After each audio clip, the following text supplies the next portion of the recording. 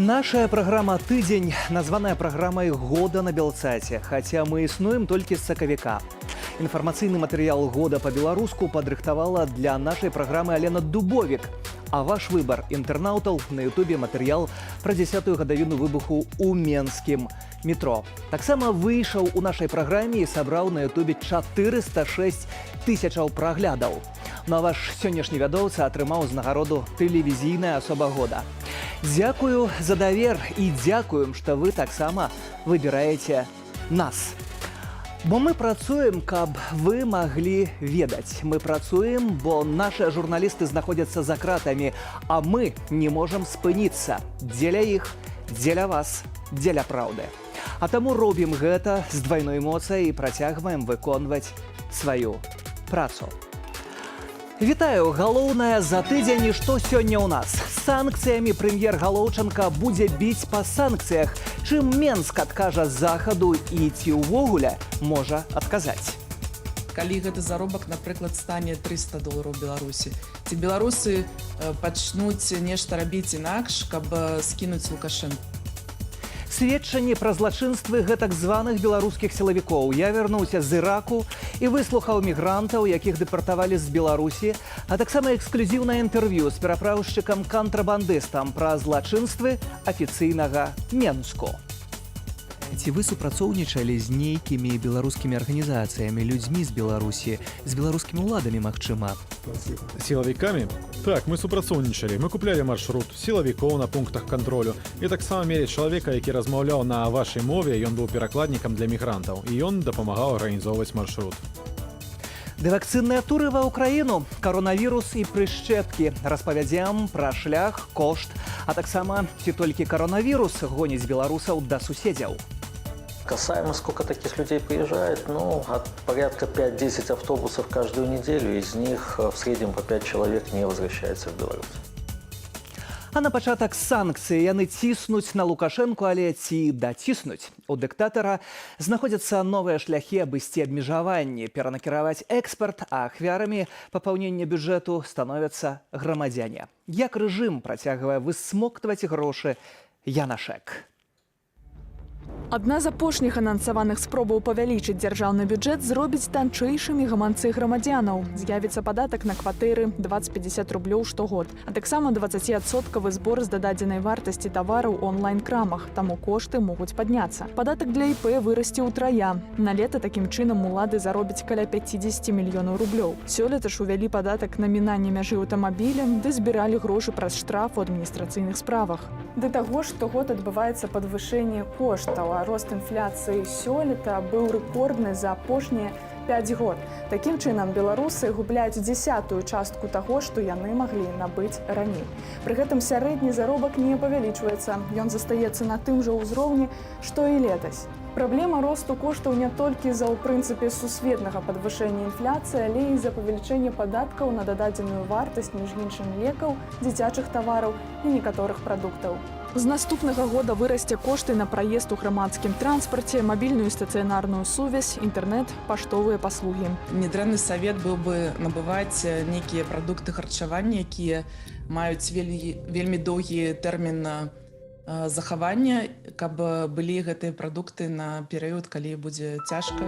Нельга сказаць, каб цалкам перакрылася і плынь грошай з захаду. На гэтым тыдні адкрыўся сакрэт палішынэля. Больш за палову рэкламы на дзяржаўным тэлебачанні аплачваюць заходнія кампаніі. Адсюль грошы на каштоўныя франшызы кшталту X-фактару. Толькі з адкрытых крыніцаў можна даведацца пра выдаткаваную на шоу суму прынамсі 1,5 мільёна рублёў. Друзья, хватит базарить и терять Не спорь. Друзья, Это мнение Сереги, и мы его обсуждать здесь уважаем. абсолютно нечего, здесь все очевидно. Захоўваецца і экспарт у заходнія краіны. Так, кампанія Яра і Ікея працягваюць супрацу з Беларусю, незважаючы на парушэнні правоў чалавека і заходнія санкцыі. Самыя абмежаванні часцяком абыходзяць праз кампаніі-пасрэдніцы. Дадамо, што Літва працягвае выконваць калійныя кантракты. Расце і экспарт тавараў на ўсход. Улады абяцаюць, што на лета перанакіруюць продажы ў Расею, Кітай ды Афрыку. І гадавы экспарт павялічыцца амаль на 7 мільярдаў рублёў. Сёлета ён склаў больш за 100 мільярдаў і стаўся рэкордным за апошні апошнія гады, у тым ліку з прычыны падаражэння драўніны да металу на сусветным рынку. Расія ж дапамагае крэдытамі. Сёлета рэжым атрымаў амаль 3 мільярды рублёў, але далі гэтыя грошы, каб рэструктурызаваць папярэднія пазыкі. Нет никаких факторов, которые показывали, что Россия очень сильно уж заинтересована в Лукашенко и желает ему помогать. То, что Россия заинтересована в транзите, это факт. Акрамя фінансавай дапамогі ёсць і сыравінная. Кошт на расійскі газ, які для Беларусі застаецца на адным узроўні, то бок у 5 разоў ніжэйшы за рынкавы. На лета з запускам другога блоку БелАЭС плануюць яшчэ больш зэканоміць на газе. Прагназуюць ашчадзіць паўмільярда рублёў. На пачатку года ўрад прагназаваў дэфіцыт бюджэту 4 мільярды. Атрымаўся яшчэ меншы – 3 мільярды рублёў. Таму, прынамсі, фінансава Лукашенко пратрымаецца. Пытанне больш такое, ці будуць беларусы гатовыя нешта рабіць, калі іх узровень жыцця значна знізіцца. Ці, напрыклад, калі вось мы заўсёды размаўляем пра гэтую сярэдні заробак $500, калі гэты заробак, напрыклад, стане $300 Беларусі.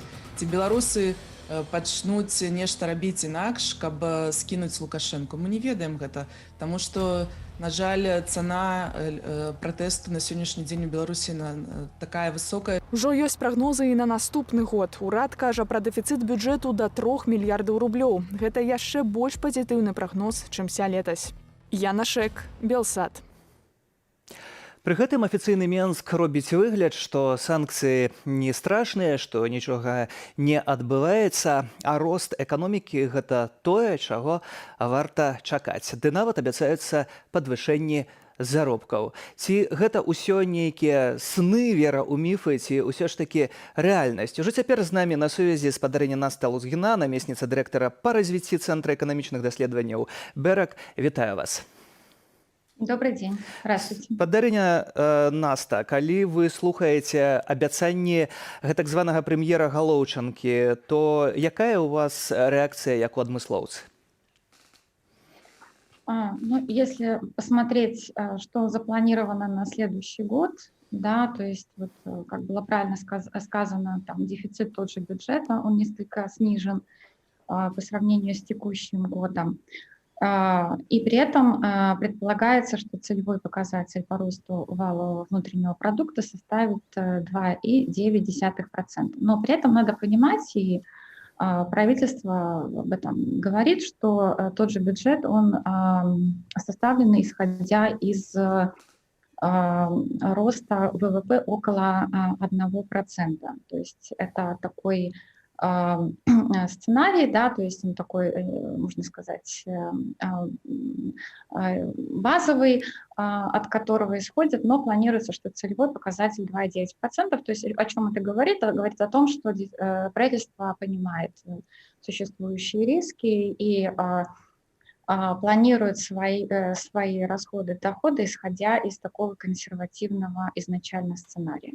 Пры гэтым, глядзіце, план дэфіцыту на сёлета быў 4 мільярды, здаецца, што выйшла каля 3, то бок атрымліваецца, што у такіх санкцыях, якія мы маем, нібыта не так дрэнна. На 22 год план 3 мільярды закладзены. Ці гэта ўсё атрымаецца, бо атрымліваецца, што ёсць санкцыі. Увесь час пра гэта мы гаворым, пра гэта гавораць эксперты, пра гэта гаворыць дэмакратычная супольнасць. Але ці гэта азначае, што ўсе гэтыя санкцыі па сутнасці не працуюць тады?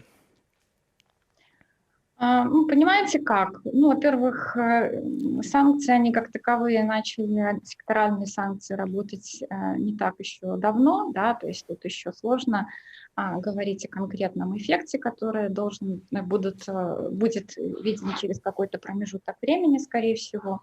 Поэтому действительно пока сложно говорить, какой эффект имеют данные санкции на экономику страны. В любом случае, конечно, будут предприниматься какие-то варианты в области переориентации того же экспортных потоков, да, в другие страны. Вопрос, конечно, насколько это будет возможно быстро сделать, переориентировать экономику, да, ну и, соответственно, сохранить рост экспорта, да, то есть если на следующий год планируется, с учетом того, что на следующий год планируется экспорт больше 6%, то это, конечно, такие амбициозные, на мой взгляд, немножко показатели, потому что, ну, как бы базируется, конечно, скорее всего, на результатах сегодняшнего, текущего года.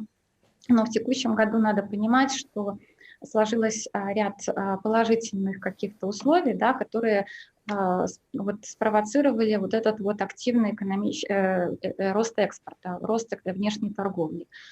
Прежде всего, это касается, конечно, более низкой базы 2020 года, да, с одной стороны. С другой стороны, конечно, оживление мировой экономики в 2021 году, что спровоцировало активный рост спроса, да, на большинство. Ну і па выніку мы маем тое, што гэтак званыя людзі, якія трымаюць уладу, вельмі нібыта радуюцца перад тэлекамерамі гэтым санкцыям, кажуць, што яны даюць пазітыўны рост эканомікі і гэтак далей.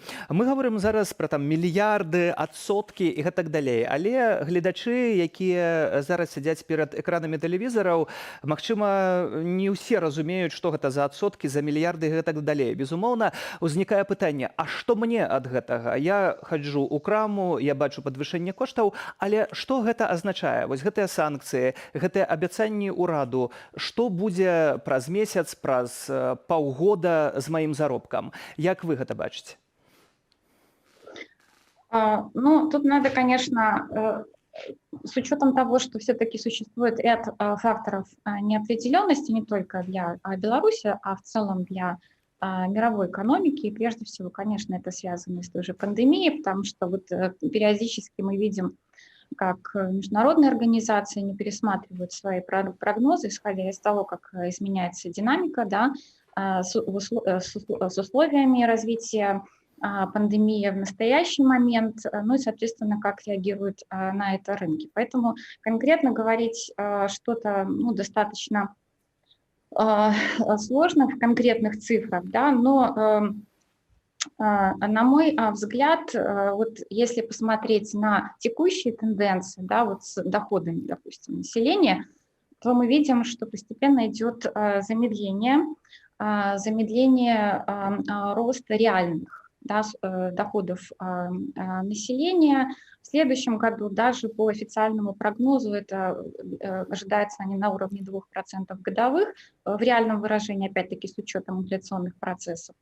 Вот. Но с учетом, то есть можно сказать, что это постепенное замедление роста, потому что если мы посмотрим на этот даже год, на прошлый год, да, то есть снижается темпы роста доходов, да, ну, в связи с тем, что и темпы роста экономики, они также далеко не высоки. Дзякуй вам за гэтую размову. Наста Лузгіна, намесніца дырэктара па развіццю Цэнтру эканамічных даследаванняў БЭРАК, была з намі на сувязі.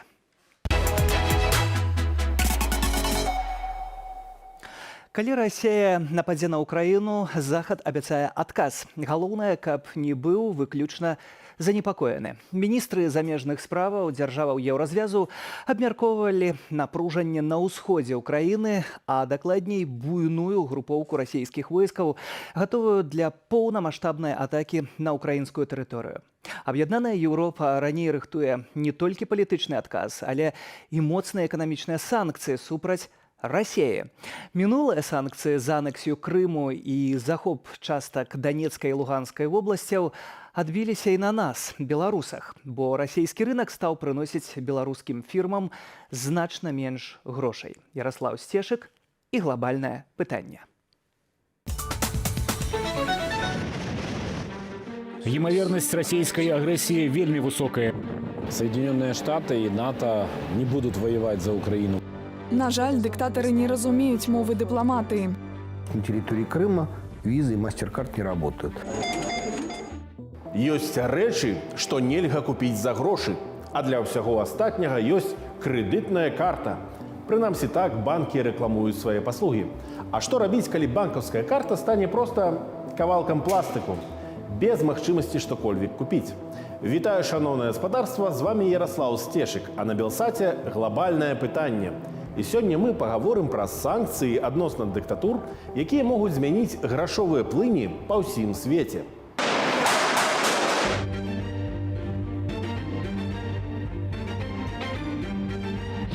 Артобстрелы и ракетные залпы по площадях, бронетехніка на вулицах, массовое забойство мирного насельніцтва. Усё гэта можа паўтарыцца як у 2014 і 2015 годах, толькі паводле новага сцэнару. Кремль сканцэнтраваў найбуйнейшую групоўку войскаў у кірунку Украіны, нібыта каб спыніць ад наступу украінскія войскі. Распространяемая в СМИ информация о якобы готовящемся вторжении России на Украину является ложью. Киев і саюзнікі Украіны, натуральна, Крамлю не вераць, асабліва тыя, хто мяжуе з Расіяй. Імавернасць расійскай агрэсіі вельмі высокая. Ёсць шмат прыкметаў, што будзе зрэалізаваны найгоршы сцэнар, а менавіта вайсковая інтэрвенцыя на тэрыторыю незалежнай дзяржавы. Але ні Вашынгтон, ні Брусель, ні папа рымскі не адправяць ва ўкраіну танкавых дывізіяў, у выпадку чаго біць будуць па найдаражэйшых рэчах у сённяшняй Расіі, па кішэнях Пуціна. Мы чакаем ад Расіі зніжэння эскалацыі і стрымання агрэсіі супраць яе суседзяў, а таксама павагі да правоў незалежных дзяржаваў. Іначай еўразвяз гатовы не толькі ўзмацніць дзейныя санкцыі, але і прыняць адчувальныя захады ў іншых сферах, ад эканомікі да фінансаў. Мы хочам добрых зносінаў з Расіяй, але гэта залежыць перадусім ад яе паводзінаў. Каб знізіць градус канфлікту, Белы дом правёў відэаперамовы з Крамлём, і Джо Байден сказаў Пуціну «Hello». Hello. Добрый день. Good to see you again. Прэзідэнт ЗША папярэдзіў кіраўніка Расіі, што ў выпадку ўварвання ва ўкраіну яго чакаюць санкцыі, якіх Пуцін яшчэ не бачыў. Чым канкрэтна пагражаў Джо Байден на закрытых перамовах, не агучваецца, але амерыканскія медыі кажуць у тым ліку пра ядравы удар па расійскіх фінансах.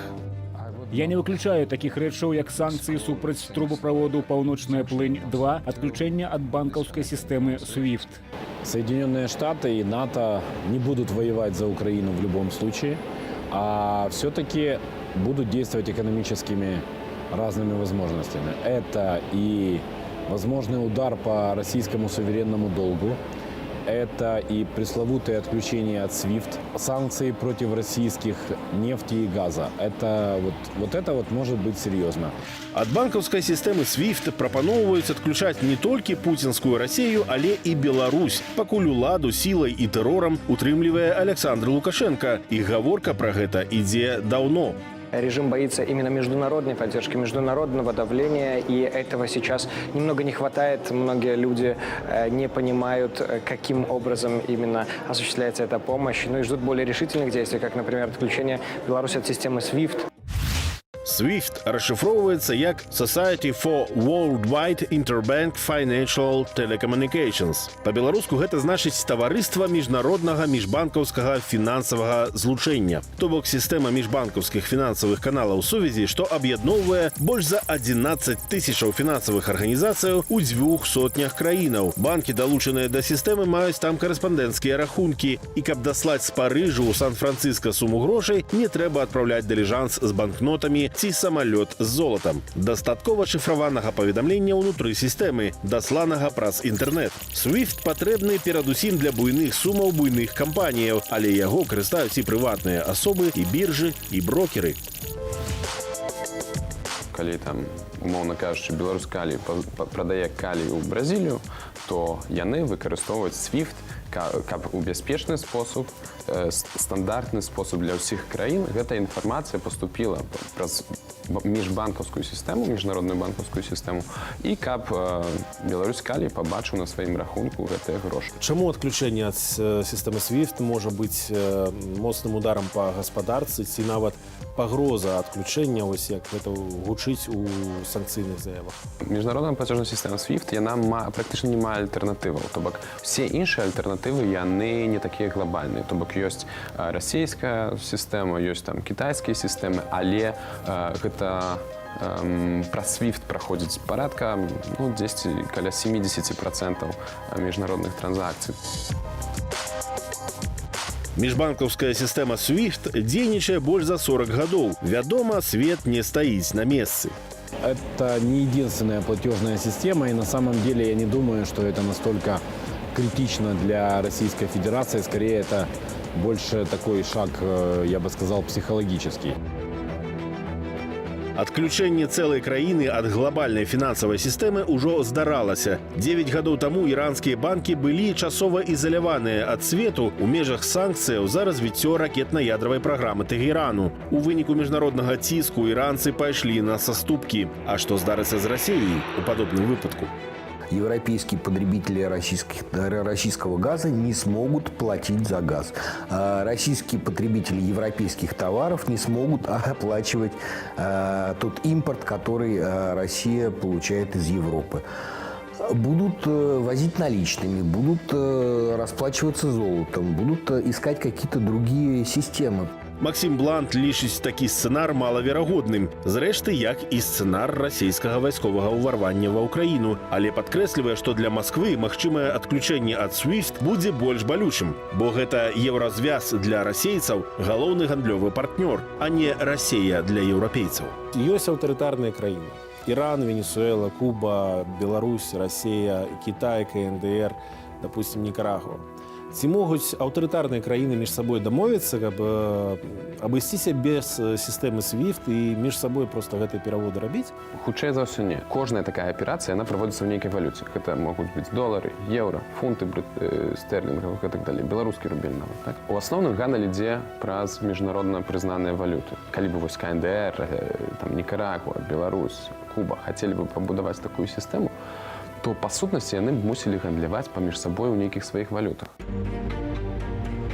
То бок замест свабодна канвертаваных долара і еўра венесуэльскі балівар, беларускі зайчык і расейскі драўляны рубель. Хай цяпер і ў лічбавым выглядзе. Расія рыхтавалася да адключэння ад міжнароднай фінансавай сістэмы з моманту анексіі Крыму, тлумачыць Максим Блант. Тады Злучаныя Штаты ўвялі санкцыі супраць некалькіх расійскіх банкаў, у тым ліку супраць банку «Россия», што належыць Юрію Ковальчуку, блізкаму да Пуціна. Люди, у которых были карты Visa там, или MasterCard вот этих банков, оказавшись за границей, они поняли, что у них бац, и все перестало работать. Да? Вот карта есть, но это ненужный кусок пластика. З тых часоў Крэмль рыхтаваўся адбіваць новыя санкцыі. Была створаная сістэма перадачы фінансавых паведамленняў, унутры расійскі аналаг SWIFT-у. Зрабілі і адмысловую аплатную сістэму «Мир», каб абыходзіць санкцыі. У вас есть карта Сбербанк или ВТБ. Да, вот пока вы ездите с ней по миру, она Visa. А когда вы приезжаете с ней в Крым, она Мир. Потому что она использует другую платежную систему. Потому что на территории Крыма Visa и MasterCard не работают. Магчымае адключэнне ад SWIFT ударыць перадусім па валютных прыбытках расійскіх кампаніяў і бюджэту. Але на пачатак снежня расійскі Цэнтрабанк назапасіў больш за 600 мільярдаў долараў золатавалютных рэзерваў. І калі новае эканамічнае супрацьстаянне зацягнецца, Крэмль будзе ціснуць яшчэ і з дапамогай эмбарга на заходнія тавары. Отменяйте против нас санкции, мы отменим контрсанкции или ослабим. Вы ослабите, мы ослабим. И тогда вы сможете выйти на самый большой, один из самых больших в мире потребительских рынков по численности населения, по площади страны. И это важно для многих лидеров стран НАТО, стран Европейского Союза. Почему? Потому что они зависят от результата выборов. А што з Беларуссю? Каб пакараць еўрапейцаў і амерыканцаў за санкцыі, рэжым Александра Лукашэнкі ўжо забараніў заходнія харчовыя тавары. Это экономическое давление для удушения Беларуси, для смены, как они прямо уже говорят, не только власти, но и государственного строя в Республике Беларусь. Санкцыі яны ідуць як пакаранне за парушэнне правоў чалавека ў Беларусі. І толькі гэта. То бок тое, што Лукашенко робіць з людзьмі, садзіць у турмы, прыніжае, звальняе з прадпрыемстваў, некаторых забівае, катуе і так далей. Гэта не можа заставацца беспакараным. То бок тут няма іншага выйсця. Санкцыі яны павінны спыніць рэпрэсіі, павінны вызваліць палітвязняў і ўрэшце рэшт прывесці да нацыянальнага дыялогу. Адключыць ад SWIFT Лукашенку значна прасцей, чым Путіна. Для Европы он может стать таким подопытным кроликом, на котором будут испытывать и смотреть. А вот давай мы Россию пока страшно, да, пока там непонятно, что там с газом, с нефтью, а давай попробуем Беларусь отключим. Яким будзе эффект? Тут меркаванні экспертаў падзяляюцца. Все белорусские банки подключены к системе платежей российского Центробанка. и у них есть такая, ну скажем, экосистема внутренняя своя финансовая. Система SWIFT яна самая танная, калі гэта абыходзіць праз расійскую сістэму, то трэба будзе нейкім чынам дамаўляцца з расійскімі банкамі, нейкую маржу ім аддаваць. Изоляция белорусской финансовой системы позбавить яе значной частки экспортных прибытков, а режим Лукашенко не сможет існаваць без валюты. На жаль, дыктатары не разумеюць мовы дыпламатыі. Яны разумеюць толькі мову гвалту і моцы. Мы ўпэўненыя, што толькі аб'яднаная пазіцыя дэмакратычных краінаў, якія нас падтрымліваюць, аб'яднаны ціск на рэжым Лукашэнкі з аднаго боку і падтрыманне грамадзянскай супольнасці Беларусі з другога прынясуць нам змены, за якія мы змагаемся. Усе беларускія банкі ўжо інтэграваныя да расійскай платежнай сістэмы, якую ў Маскве называюць аналагам свіфта. Праўда, гэта не міжнародная сістэма, а ўнутры расійская, і замяніць свіфт яна не зможа, але ці не правядзе гэта да паглынання беларускіх банкаў расійскімі. Беларусь сейчас такая же токсичная территория, как Крым. В принципе, ты приходи, вот в Крыму работай, никто же не хочет. Но и Беларусь, как ни один приличный банк, сейчас в Беларуси не то, что у кого-то поглощать, свое маленькое отделение открывать не будет. І ў Еўразвязе і ў Злучаных Штатах папярэдзілі Маскву, што пасля сфальсіфікаваных выбараў і масавага тэрору Александр Лукашенко не мае права называцца прэзідэнтам Беларусі, а значыць, любыя інтэграцыйныя пагадненні, падпісаныя ім, не будуць легітымнымі. Будзем спадзявацца, што неўзабаве надыдзе час глобальных зменаў у Беларусі. Наши громадяне вернутся додому з вымушанай эміграцыі. Высокакваліфікаваныя спецыялісты адновяцца на працы, выйдуць з палітычных турмаў. І мы не будзем ізаляваныя ад свету, а наадварот, будзем шукаць у ім сваё належнае месца, як свабодны і годны народ. З вами быў Ярослаў Сцешык. До сустрэчы. А ўжо ў бліжэйшую сераду саміт усходняга партнёрства. На афіцыйным узроўні ён не будзе прадстаўлены, але Святлана Ціханаўская ўжо ў Брусэлі і праводзіць шэраг сустрэчаў на найвышэйшым узроўні. Таксама у Брусэлі працуе наша журналістка Аліна Коўшык, да якой ўжо цяпер пераносімся. Вітаю, Аліна, і якія навіны ў цябе з Брусэлю? Вітаю, Сергей. У Брусэлі нядзеля ўвечар. І абсолютно пустыя вуліцы, але вось у галоўных будынках Еўразвязу, акурат зараз я знаходжуся каля Еўрапейскай камісіі, праходзяць сустрэчы з беларусамі, што на дыпламатычнай мове абсолютно незвычайна. Што гэта азначае? Азначае павышаную ўвагу да Беларусі. Азначае, што кіраўніцтва Еўразвязу вельмі хацела сустрэцца з беларусамі менавіта напярэдадні саміта ўсходняга партнёрства, узгадніць пазіцыі. І хоць на самім саміце крэсла Беларусі застанецца вольным, але ўжо цяпер Святлана Ціханаўская праводзіць працоўныя сустрэчы. Першая працоўная сустрэча прайшла з главой Еўракамісіі Урсуляй фон дер Ляйен. Менавіта вось у гэтым будынку Святлана Ціханаўская прыехала. На жаль, сустрэцца мы не змаглі з-за ковідных абмежаваннях, зусім не пускаюць прэсу.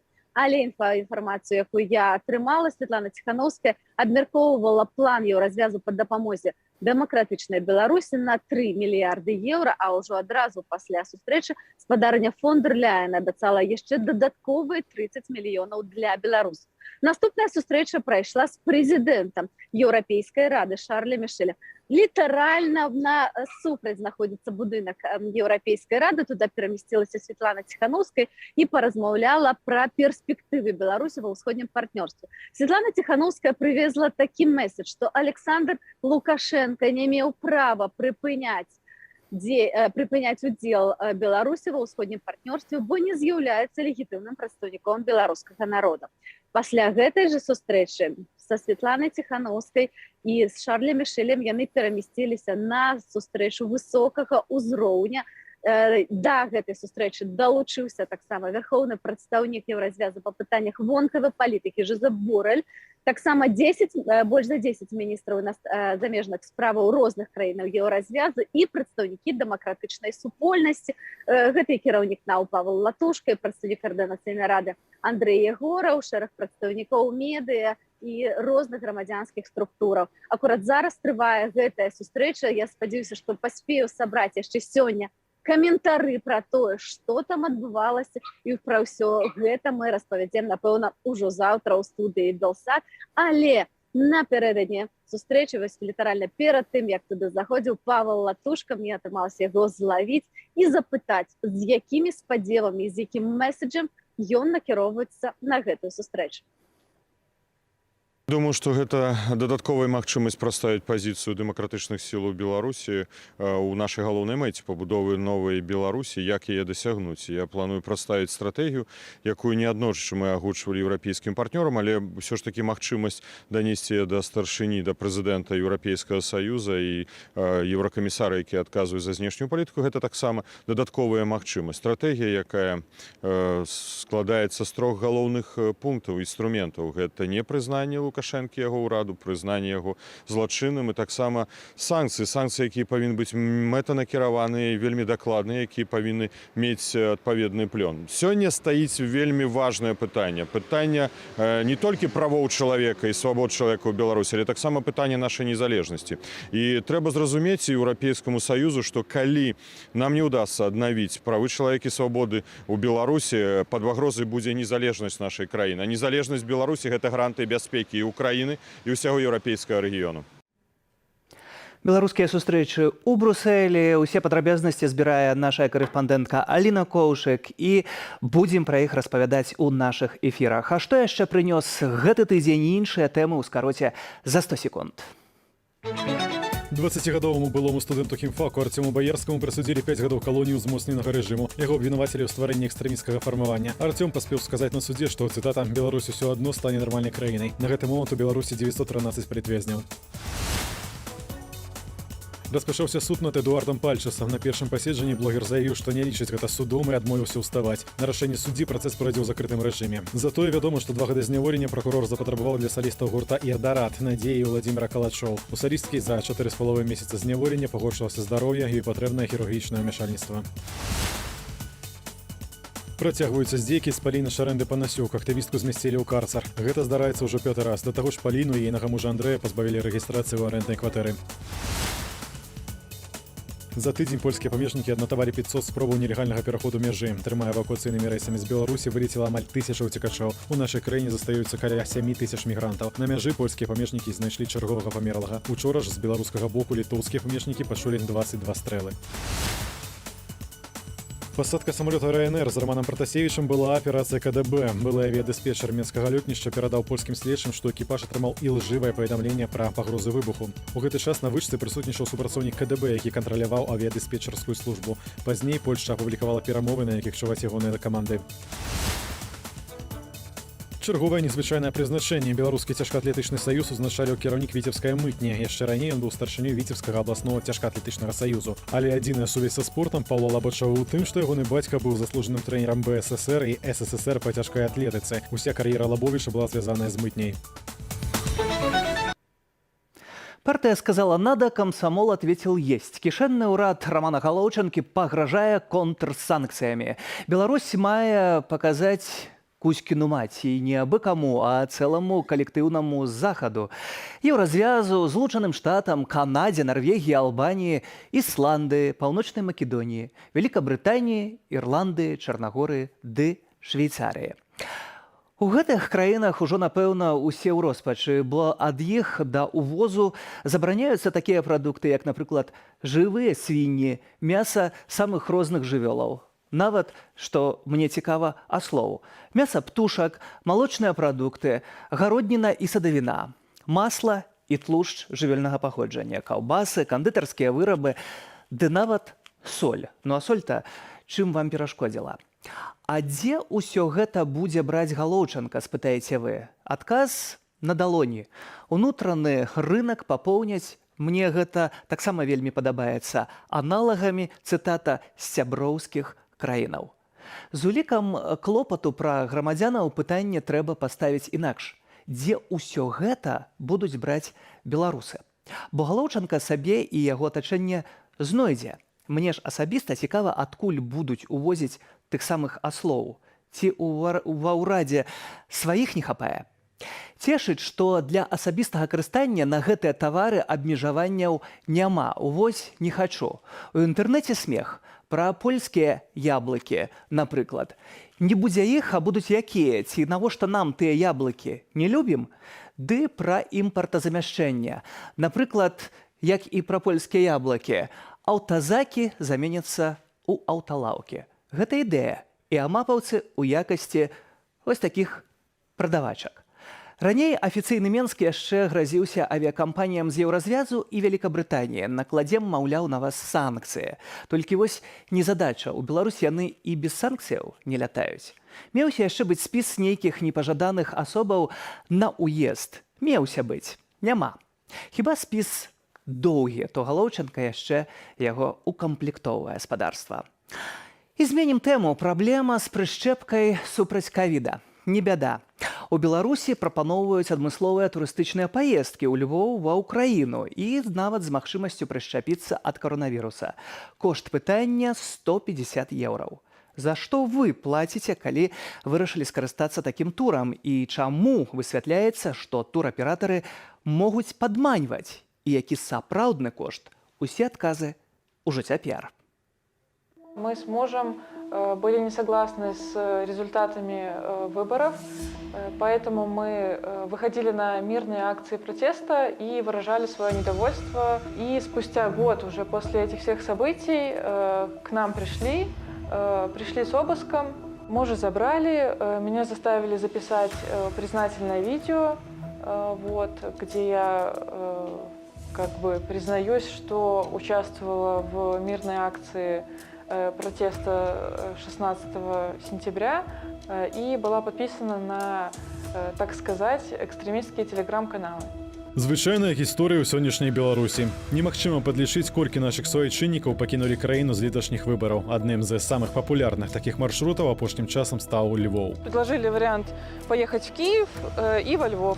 Но я решила, что во Львове есть польское консульство, и поэтому решила выбрать Львов. У Львову, але не проста на ўцёкі, а на так званы тур выходнага дня, тур вакцынацыі. Афіцыйны кошт тура на ўвікенд во Львов 85 еўра з начоўкай у трохзоркавым гатэлі. Насамрэч жа удвая даражэй. Так, за вакцынацыю дадаткова просяць 20-40 еўра. За турыстычную паслугу яшчэ 30. Асобна аплошваецца ПЦР-тэст для ўезда ва ўкраіну 15 еўра. Атрымліваецца сума нават да 165 еўраў. В основном, как я заметила, это были молодые ребята, в основном это были, так сказать, айтишники, и они хотели сделать вакцину, которая потом позволила бы им посещать страны Евросоюза и США. Каб атрымаць лічбавы сертыфікат, што прымаюць у Еўразвязе і свабодна па ім перамяшчацца, трэба прывіцца вакцынаю BioNTech, Pfizer, Moderna, AstraZeneca ці Johnson & Johnson. У Беларусі прывіваюць толькі расійскім спутнікам ці кітайскім Veracell. Гэтак тлумачыць папулярнасць тураў вакцынацыі Алексей Францкевіч, кіраўнік беларускага крызіснага цэнтра ў Львове. Гэта пацвярджаюць і запыты беларусаў у адпаведных тэлеграм-каналах. Чвэрць паведамленняў гэта пытанні об вакцинации в Львове. В связи с тем, что Львов одно из излюбленных мест был для белорусов в плане отдыха, туризма, он пользовался популярностью. Когда появился ковид, его стали использовать в том числе белорусы, которые хотели бы провакцинироваться, скажем так, хорошие вакцины. По прышчэпку давядзецца ехаць двойчы, таму кошт тура падвойваецца. Украінскія валанцёры фонду асацыяцыі «Наскораны» адзначаюць, беларускія турфірмы нажываюцца на суграмадзянах, бо для замежнікаў ва ўкраіне вакцынавацца каштуе не 20 еўра, а ў 10 разоў танней. Вакцинация в Украине для неграждан Украины стоит 80 гривен. Это если цена самой во Львове. Если к нам обратился человек, что он хочет пройти вакцинацию, мы с ним договариваемся о встрече, мы встречаемся. Волонтер, это может быть я или кто-то другой, мы проведем к центру вакцинации. Акрамя таго, часцяком трапляюцца гісторыі, дзе беларусы распавядаюць, як турагенты бяруць грошы за прышчэпку, але ўжо во Львове даводзіцца шукаць перакладчыка, цэнтры вакцынацыі запаўняць анкеты і яшчэ раз аплошваць рэальны кошт прышчэпкі 2 еўра ў касе медустановы. Для того, чтобы она была в телефоне так называемой украинской ДИИ, это невозможно. Для этого белорусам надо, во-первых, получить вид на жительство в Украине, во-вторых, получить идентификационный номер и заключить договор с семейным врачом. Дія украінскае прыкладанне для смартфону. Там усе пашпарты, правы, дадзеныя пра вакцынацыю і прапіску. Калі ты грамадзянін Украіны. Таму для многіх нашых суайчыннікаў становіцца нечаканасцю адсутнасць QR-коду пасля вакцынацыі. Але для соцень ці хутчэй тысяч беларусаў прышчэпка ў гэтак званы тур выходнага дня так, прыемны дадатак. Такая паездка гэта перадусім легальная магчымасць спакойна пакінуць Беларусь. Маштаб экзодусу толькі па гэтай схеме ўражвае. Касаемо, сколько таких людей приезжает, от порядка 5-10 автобусов каждую неделю, из них в среднем по 5 человек не возвращается в Беларусь. Потому что в Беларуси сейчас происходит тотальная зачистка. Гаворка пра некалькі асобаў у кожным аўтобусе. Паводле дадзеных украінскіх памежнікаў, за апошнія 9 месяцаў года каля 200 тысяч беларусаў легальна перакрочылі мяжу. Летась іх было 500 000. Колькі з іх не вярнуліся дадому, такіх афіцыйных дадзеных няма. Ірына Кананенко, Всеволод Шлыкаў, Белсат. Гаспадарства, глядзіце праграму «Тыдзень» на Белсаце, а што яшчэ наперадзе? Сведчанні пра злачынствы гэтак званых беларускіх сілавікоў. Я вярнуўся з Іраку і выслухаў мігрантаў, якіх дэпартавалі з Беларусі. А перад гэтым... Яны схапілі нас, трымалі нас, білі, скавалі на нас сабакаў. Праваднік падмануў, хлус, ніводнага разу не сказаў праўды нам. Ён не чалавек. А таксама эксклюзіўнае інтэрв'ю з перапраўшчыкам-кантрабандыстаў пра злачынствы афіцыйнага Менску, схемы, маршруты, сумы, асобы, вялікія грошы і новы маршрут у еўразвяз. Мы маем чалавека ў Беларусі. Ён курд. Гэта важная асоба паміж намі. Апошні тыдзень я гаспадарства правёў у Іраку. Гэта была інтэнсіўная праца. Дзякую усім, хто дапамог рэалізаваць гэтае падарожжа. Іншая мова, культура, традыцыя. Мы знайшлі мясцовага правадніка і ахову. Без гэтых захадаў працы б проста не было. У нас атрымалася сустрэць эвакуацыйны самалёт з Менску ў Эрбіле. Гэта сталіца іракскага Курдыстану. На борце было 417 пасажыраў. Я паразмаўляў з імі, іх блізкімі, таксама з тымі, хто прыляцеў з Беларусі раней.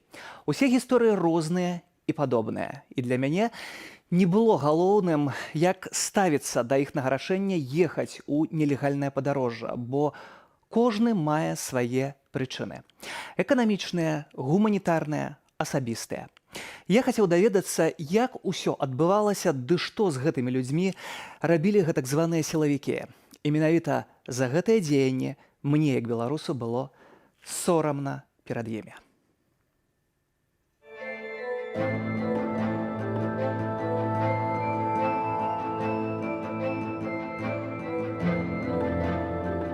Сёння 7 снежня мы ў Беларусі, аэрапорт Менску. Мы зазналі ціск, нас дэпартуюць прымусова. Мы ў самалёце іракскіх авіялініяў і ляцім у Ірак.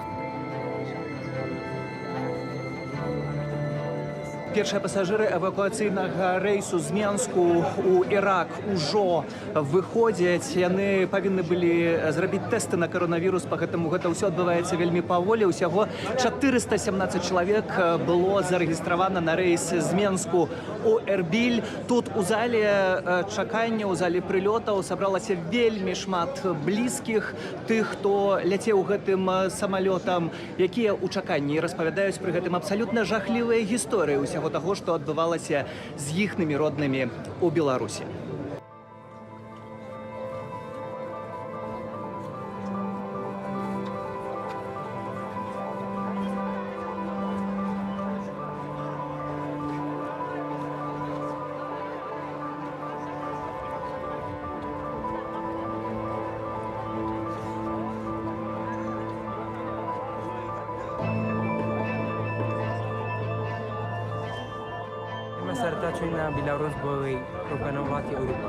Мы хацелі паехаць у Беларусь, бо нашай канчатковай мэтай было дабрацца да Еўропы. Але, на жаль, гэта не спрацавала. Гэта стала жахлівым сном для нас. Мы спрабавалі дабрацца да пункту пераходу праз перапраўшчыкаў-кантрабандыстаў, але беларускія сілавікі лавілі нас і збівалі. Тады мы вырашылі далучыцца да вялікага намётавага мястэчка, каб разам з усімі дабрацца да мяжы з Літвой. Яны нас прымушалі, прыскалі перцовым газам па вачах. Яны яшчэ мелі металічныя касцеты, то білі нас гэтымі касцетамі. Гэтак у такіх умовах мы спрабавалі перайсці мяжу яшчэ раз. Яны ціснулі на нас не толькі фізічна, але але і псіхалагічна, выкарыстоўвалі драўляныя палкі, якімі білі. Пасля няўдалага пераходу мы вярнуліся ў намётавае мястэчка. Тысячы людзей былі на мяжы з Польшай, але яны ўзялі нас на мяжу з Літвой ізноў. Мы там правялі 7 дзён. У нас гэтым разам была добрая ежа ад іх, але потым яны вярнулі нас у лагер падгорадняй. Гэта далёка ад Менску, каля 270 кіламетраў. Там мы мелі жахлівыя ўмовы, якіх я не ведаў за ўсё маё жыццё. Мужчыны, жанчыны, дзеці. Яны раздавалі нам дрэнную ежу, ўсё выглядала жахліва. З'явіліся следы на маім целе, я захварэў. Мая скура ўся пакрылася прышчамі. Не было цёплай вады, там было халодна. Яны запужвалі нас, што забяруць нас у вязніцу на памежныя пераходы. Учора яны прымусілі нас да дэпартацыі праз Менскае лётнішча. Мы спалі там одну ноч. І вось сёння яны дэпартавалі нас у Эрбіль.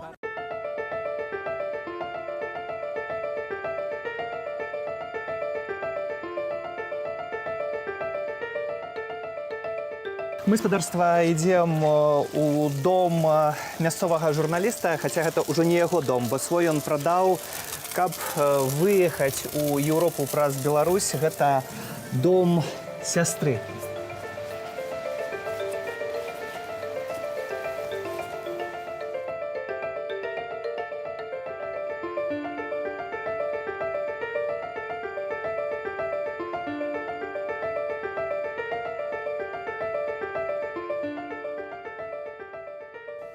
Everyone want to go to Кожны тут хоча паехаць у Еўропу, бо кожны мае праблемы. Я ведаю, што кожны, хто хоча паехаць, мае свае праблемы. Нехта палітычныя, мо рызыкуе жыццём нават. Нехта эканамічныя, бо гаспадарка занепадае. Кожны мае свае праблемы і праз палітыку і эканоміку не відаць будучыні. І едуць з розных прычынаў. А ў кагось праблемы са здароўем. Не людзі хочуць пазбегнуць гэтага для сябе і сваіх дзяцей. Ва ўсіх праблемы. Я дык журналіст. Не магу тут працаваць свабодна, бо журналістыка ў гэтай краіне не можа быць вольнай. Мы не можам заставацца без голасу, мусім гаварыць. Калі мы будзем маўчаць, людзі будуць пытаць, чаму мы маўчым, будуць абурацца. А калі мы кажам праўду, нас пераследуе ўлада. Штодзённыя нашыя праблемы, збіццё, затрыманні, даносы. Праблемаў шмат. Колькі ты заплаціў за сваё падарожжа? Усе грошы за продаж дому? Мой дом невялікі, я атрымаў каля 10 тысяч долараў. Мне патрэбныя былі сродкі на падарожжа. Ты аддаў усе грошы? Не, 6 тысяч долараў. Якімі лініямі ты ляцеў? Чэм Уінкс, сірыйскія авіялініі, Башара Алясада і ягоных людзей. Колькі дзён ты быў у Беларусі? 25 дзён. Гэта даволі шмат. Дзе ты там быў? Я быў у Менску, а потым двойчы спрабаваў перайсці мяжу. Першы раз 8 дзён я заставаўся ў лесе на мяжы. Другі раз я прабыў там 7 дзён. Мяне дэпартавалі, маю відэа. Яны выставілі мяне сілай, білі мяне, ужылі электрашокер. І яны нават не зрабілі тэсту на каронавірус. Яны сілай мяне дэпартавалі. Цябе дэпартавалі з мяжы? Не, з Менску. Я пайшоў у офіс ААН, каб запісаць там сваё прозвішча і прасіць прытулку. Я надумаў застацца ў Беларусі. Ты пішаш імя, а праз пэўны час яны высылаюць цябе ў месца, якое ты называеш Еўропа, Аўстралія. Калі ты зарэгістраваны, лепей, бо шлях закрыты. Я не хацеў вяртацца ў Курдыстан. Я зарэгістраваў сваё імя ў ААН. Офіс ААН выправіў мяне ў іншы офіс, а тыя мяне дэпартавалі. Яны мяне падставілі. Цябе дэпартавалі бяспечна ці, можа, збівалі? Як гэта было? Не, яны выкінулі мяне, яны дэпартавалі мяне без тэсту на каранавірус. Я пачаў сварыцца з імі, я не маю тэсту на каранавірус, так нельга, але мяне не слухалі. Мяне прымусілі ісці ў самалёт, ударылі электрашокерам. Яны прымусілі мяне ісці ў самалёт. Беларусы, беларускія сілавікі. Яны ударылі электрашокерам? Дзе, куды? У маю нагу.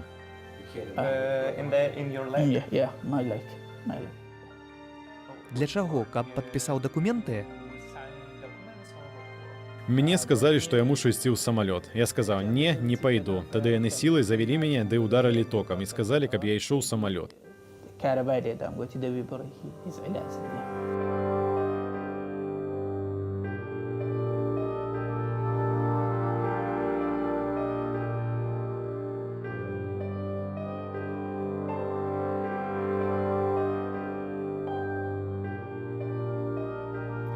Як доўга ты быў у Беларусі?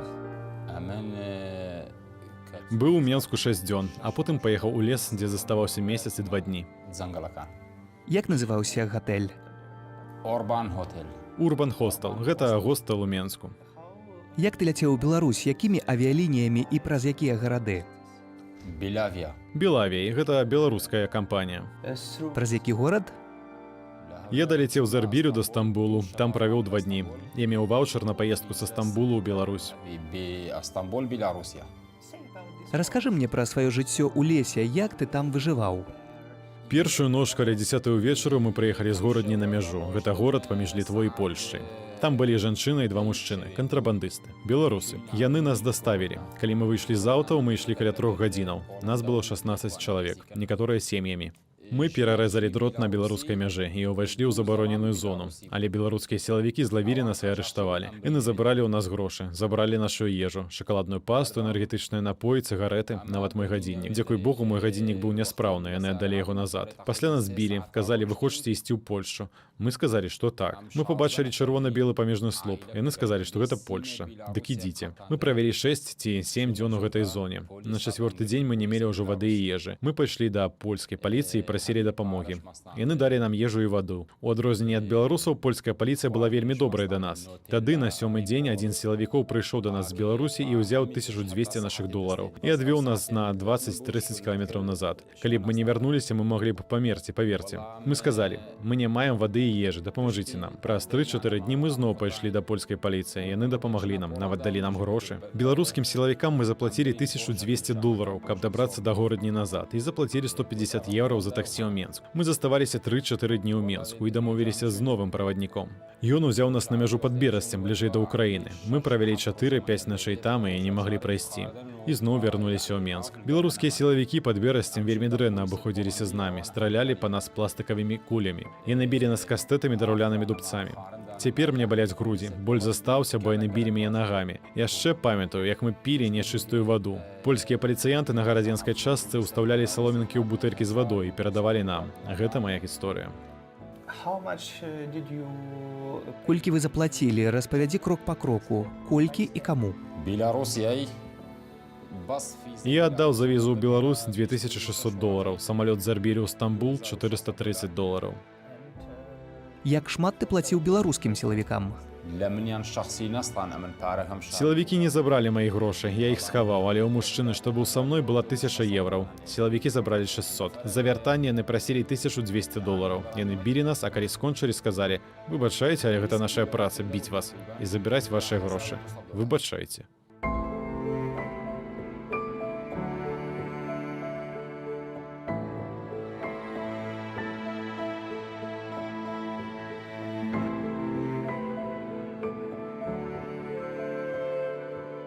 Такая тыповая кнайпа, дзе сустракаюцца пераважна мужчыны, каб напіцца гарбаты. Вельмі шмат, на жаль, для мяне паляць, таксама кальяны. Жанчыны сюды прыходзяць толькі ў суправаджэнні мужчынаў. Тут вядуцца цэлымі гадзінамі самыя розныя размовы. І менавіта тут я сустракаюся з 2 братамі, якія вярнуліся з беларускай мяжы сюды ў Ірак і распавядаюць абсалютна жахлівыя гісторыі.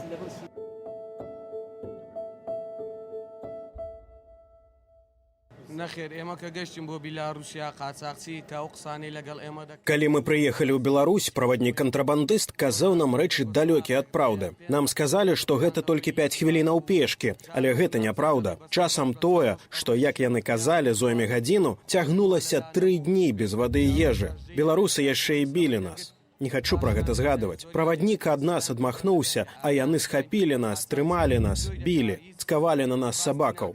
Праваднік падмануў, хлус, ніводнага разу не сказаў праўды нам. Ён не чалавек. Ён казаў, што будзе 5 хвілінаў дарогі, але гэта была гадзіна, потым дзень хаджэння без усялякай надзеі па лесе. Тады мы заблукалі ў лесе без ежы. Мы не ведалі, што рабіць. Я быў у гатэлі юбілейным у Менску, гэта каля галерэі Менск. Ведаю, Галілея. Я ніколі не забудуся гэтых месцаў. За кожную ноч плаціў 100 долараў. Я быў 2 ночы ў горадні, у кватэры паблізу галерэі Гродна. 100 долараў за ноч. Але не было нават ложку. Мы спалі на падлозе, не спалі ў ложку. Маю рахунак з юбілейнага. Вышлю табе пасля, добра?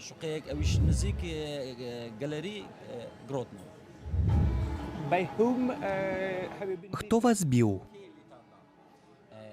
Калі мы дайшлі да мяжы, беларускія сілавікі нас сабралі, зрабілі з нас групы. Яны сказалі ісці і не вяртацца ў тыя ж самыя месцы. Казалі: ідзіце хутчэй, ідзіце ў Польшчу, ідзіце адсюль у Польшчу. Так, беларусы крычалі: пайшлі прэч, ідзіце ў Польшчу хутчэй. І за 2 дні мы спрабавалі 10 разоў. Беларускія сілавікі перакідвалі нас у адно месца, а польская паліцыя не пускала да сябе і вяртала ў Беларусь. І гэтыя дзве групы быццам спаборнічалі паміж сабой. Не разумею гэтай палітыкі. Мы не разумелі, у чым нашая віна. Беларускія сілавікі шалелі, хацелі скончыць усё як мага хутчэй. Але на кожным метры стаялі па 10 паліцыянтаў. Яны лавілі нас і вярталі. Мы былі паміж імі як футбольны мяч, з якім яны гуляюць. Гэта была для іх вясёлая гульня з намі. Перакідвалі туды-сюды. Гэта міждзяржаўная праблема, не наша. Скажыце ім гэта. Колькі дзён вы правялі ў лесе?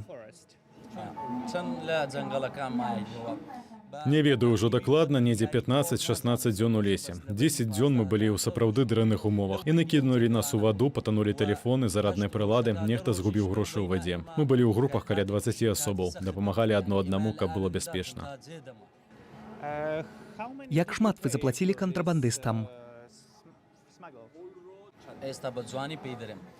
Зараз скажу дакладны кошт. Калі я атрымаў візу і ехаў у Беларусь, гучала танней, чымся ў выніку. Асабліва таму, што мы былі ўдваіх. Тады мы заплацілі $3500, але трэба мець грошы на ежу і выдаткі, вяртанне назад. Нам давялося дбаць пра гэта, плаціць па $100 на таксі кожнаму. Паверце, мы з братам змарнавалі $12 000. Гэта спаленыя грошы. Ну то я спытаю, я асабіста не маю такіх грошай, таму маё пытанне, дзе ўзяць такія грошы тут? Я меў грошы, бо мае бацькі падтрымлівалі нас. Мой бацька прадаў сваё аўта. Я ведаю, ты спытаеш, чаму я не адкрыў бізнес тут? Мае бацькі жыхары гэтага гораду, а мы хочам выехаць. Яны значна старэйшыя і маюць грошы. З іхнага досведу яны не хацелі гэткага жыцця таксама і нам. Ці пайшоў бы ты яшчэ раз на такі шлях, каб трапіць у Еўропу? Вядома ж, калі Бог захоча, калі будзе такі шанс, я яго скарыстаю. Не толькі 1 раз, а 100 разоў. Чаму гэта было небяспечна? Вас білі? Чаму вы кажаце, што паспрабуеце зноў? Я не магу даць табе яснага адказу, бо ты не жывеш тут. Ты падарожнічаеш шмат, бачыш, як людзі жывуць тут. Гэта залаты какос, які гнілы ўнутры. Я спрабаваць му зноў, лепшым шляхам без збіцця.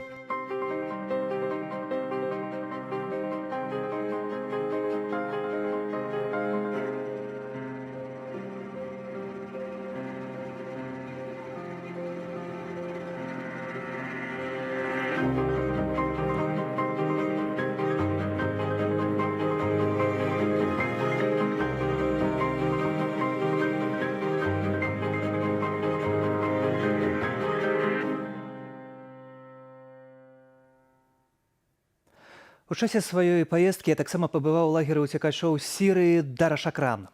Гэта і іншыя людзі, нашчадкі воінаў Блізкага ўсходу. Усяго ў Іраку ў розных падобных лагерах іх каля 1 мільёна чалавек. Кожны жадае лепшага жыцця, адукацыі для дзяцей, аховы здароўя. Некаторыя нараджаюцца ў гэтым лагеры, страчваюць надзеі, а некаторыя паміраюць, так і не дачакаўшыся зменаў.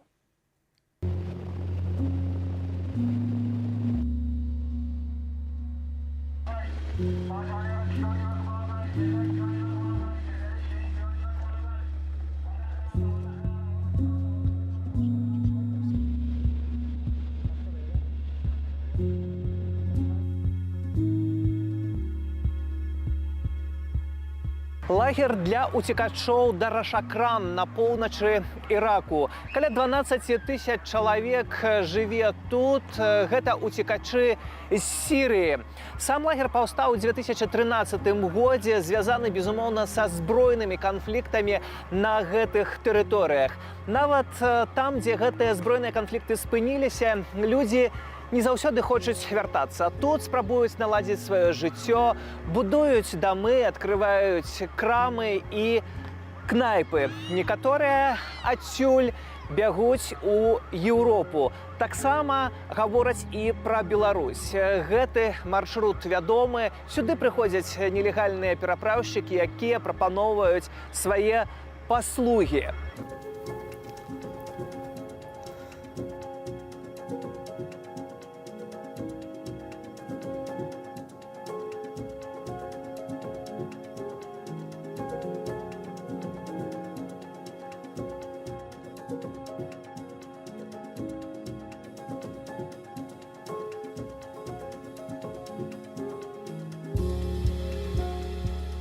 лагеры ўцекачоў жыхары спрабуюць наладзіць сваё нармальнае жыццё. Ёсць 3 школы, шпіталь, ёсць таксама культурныя цэнтры, дзе праводзяцца вось такія выставы, вопраткі, напрыклад, альбо іншых рэчаў, якія зробленыя сваімі рукамі. Прыходзяць людзі, ўсе гэта можна паглядзець і нейкім чынам пабавіць час.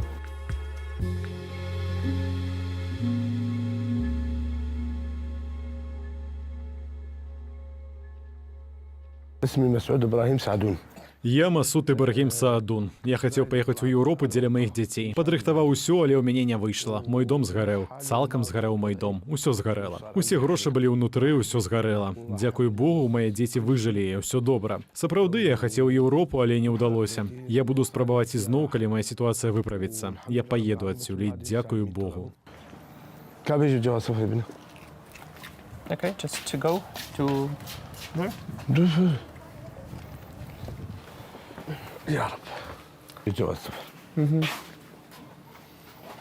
And? هسا اطلع بس ما زفت. Гэта мой пашпарт. Я так хацеў паехаць, але гэта не спрацавала. اش قامش لو مودي حشي дома. Я з Камішлё ў паўночнай Сірыі. Я падрыхтаваў пашпарт і спадзяваўся паехаць у Еўропу. Але не атрымалася, мой дом згарэў. І калі атрымаецца іншым разам, я паеду. Шлях, якім я спадзяваўся паехаць у Беларусі і далей у Польшчу праз пасярэдніка, каб выехаць з краіны. 12 тысячаў еўраў. Яны хацелі ад мяне 12 тысяч еўраў. Толькі за мяне.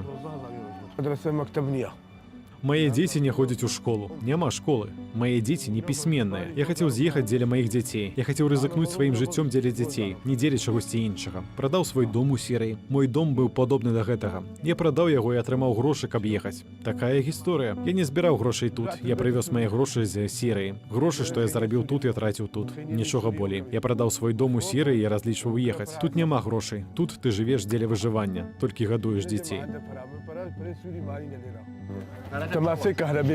Бачыш, тут электрычны кантакт, адбылося замыканне і пажар. Тут здымкі майго дому, калі ты хочаш паглядзець. Гэта адбылося 10 дзён таму.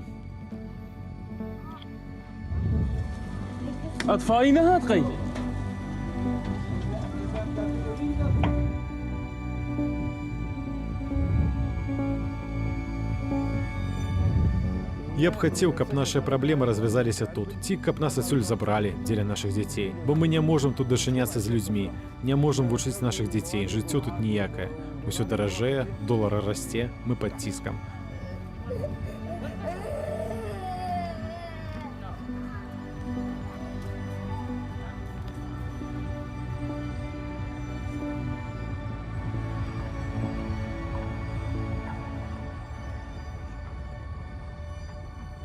كوتس قد كوتاي بينايا. Міграцыю нельга спыніць, яна існуе гэтак жа як свет. Тысячы гадоў людзі рабіліся мігрантамі, але ёсць розніца. Цяпер мігранты сапраўды маюць патрэбу ў дапамозе. Ім неабходна яе атрымаць. Наш фонд бачыць палітычныя праблемы паміж Беларусю і Польшчай. Людзі не атрымліваюць аніякай дапамогі. Мы б хацелі, каб еўрапейскія краіны не выкарыстоўвалі людзей у палітычных мэтах. Яшчэ, каб знізіць узровень міграцыі, міжнародная супольнасць і НДА мусіць дапамагчы адукацыі, дапамагчы людзям, гатовым эміграваць, каб знізіць тыя лічбы. Калі еўрапейскія краіны сапраўды хочуць развязаць праблему, яны мусяць прыйсці ў гэтыя краіны і развязаць галоўныя прычыны міграцыі, а не чакаць іх у сваіх краінах і казаць, што мігрантам нельга прыходзіць.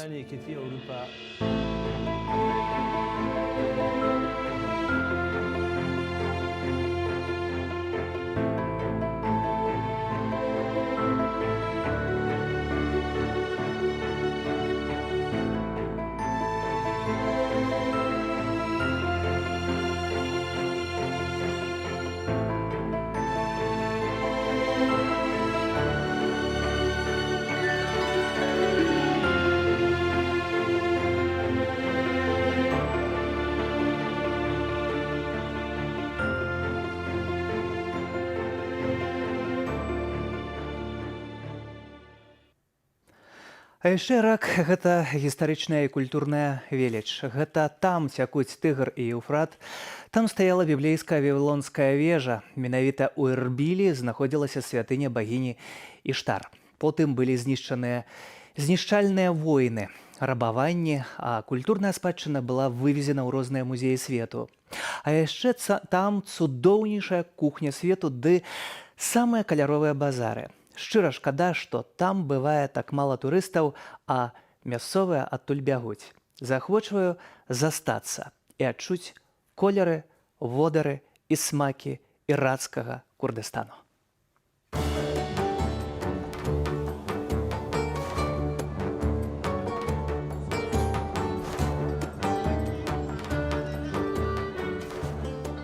З 1921 году Эрбіл у складзе Іраку, а з 1974 гэта сталіца аўтаноміі. Мясцовыя ўлады вельмі хваляцца развіццём горада, гавораць пра тое, што ўсё будуецца і развіваецца. Гэта вельмі старадаўні горад, які быў пастаянна заселены людзьмі.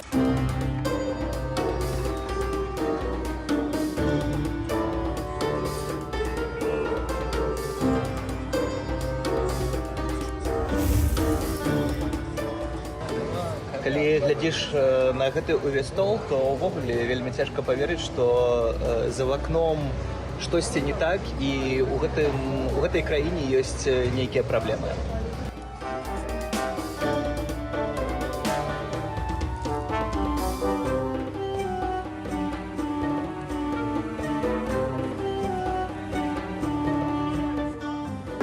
А тут вельмі горача. У гэтай кухні гатуецца вось на такім адмысловым грылі нават па 4000 рыбінаў за дзень. І яны, хачу я вам сказаць, вельмі і вельмі смачныя.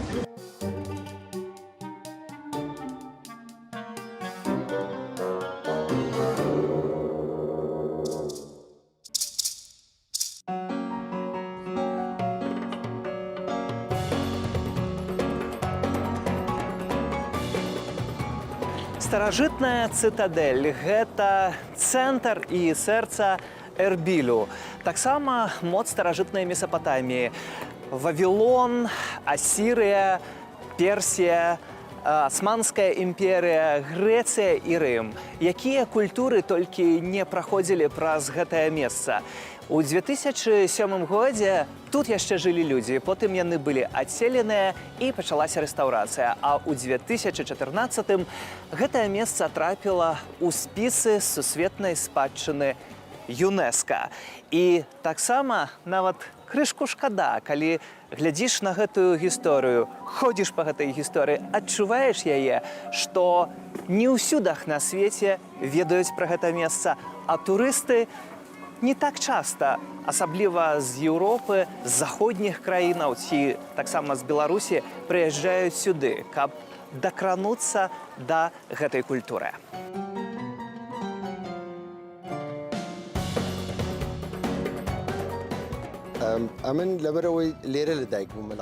Я тут нарадзіўся, маю духоўную сувязь з гэтым месцам. Тут прайшло маё дзяцінства. Я ўзяўся за гэтую спадчыну, каб аднавіць яе, і ганаруся гэтым. Дзе стаяў ваш дом? Мой дом далей, 2 вуліцы адсюль, яго рэстаўруюць. Пачалі аднаўляць яшчэ гадоў 20 таму. Калі я быў дзіцём, хадзіў тут штораніцы ў школу. Гэта была моя дарога да школы. Важнасць цытадэлі ў тым, што гэта адно з самых старажытных месцаў на свеце, дзе жылі людзі. Ёй больш за 6000 гадоў. Цытадэль старадаўняя. Археолагі кажуць, што нават яшчэ старэйшая. Ніхто не можа дакладна вызначыць часу. Цяпер адна сям'я працягвае жыць унутры, каб падтрымліваць быт у цытадэлі. Важна, што яна на ўзвышшы. Тое, што ты тут бачыш, гэта ўсё культура. Гісторыя багіні Іштар. Самаму старому дому тут 300 гадоў. Цытадэль — сусветны помнік. Вельмі шмат людзей і рэлігіяў былі тут. Гэта адно з галоўных месцаў. Мы ім ганарымся. Мы жыхары Эрбілю, і гэта наш гонар. Знак незабыўнасці, любові, мноства людзей злучаных гэтым месцам. Тое, што ты цяпер бачыш у цытадэлі, гэта мінулае, людзі, якія тут жылі.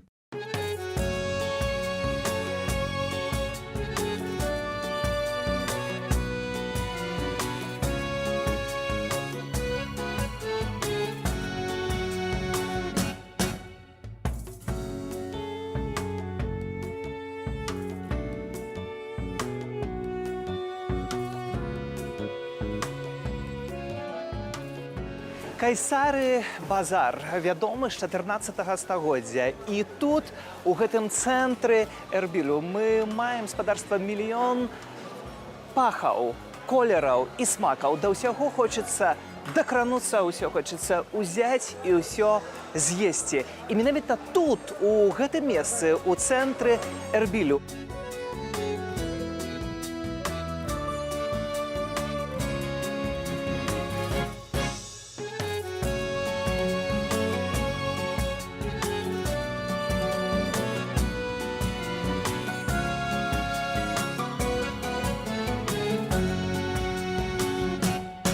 На гэтым базары можна знайсці самыя розныя рэчы, напрыклад, боты Nike альбо Adidas, і ўсё гэта каштуе капейкі. Таксама можна знайсці разнастайную вопратку, у тым ліку і гэтак званую фірмовую. Але гэта ўсё не азначае, што кошты ідуць у тысячы еўраў, як гэта паказвалі, напрыклад, у сеціве. Нібыта мігранты апрануты ў вельмі дарагія рэчы. Вось на гэтым базары набываюцца такія рэчы, і ўсе яны з фірмовымі лейбламі, хаця каштуюць у дзесяткі альбо сотні разоў танней.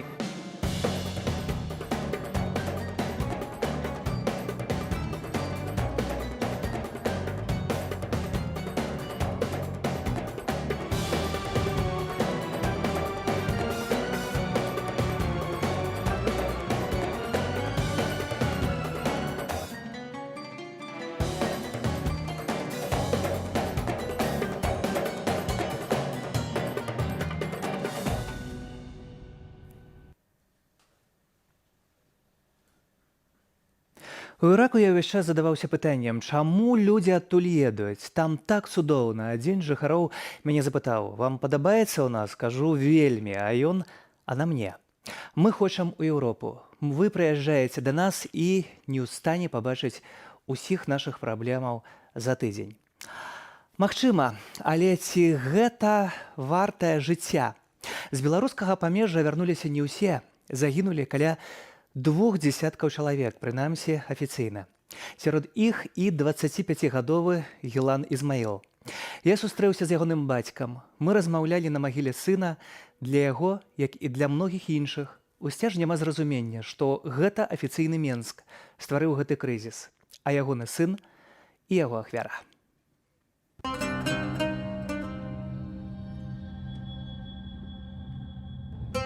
З намі пагадзіўся паразмаўляць бацька, сын якога загінуў, на жаль, на мяжы Беларусі, і ягонае цела прывезлі сюды, каб пахаваць у Курдыстане, у Іраку. І зараз мы едзем, уласна, на могілкі за бацькам.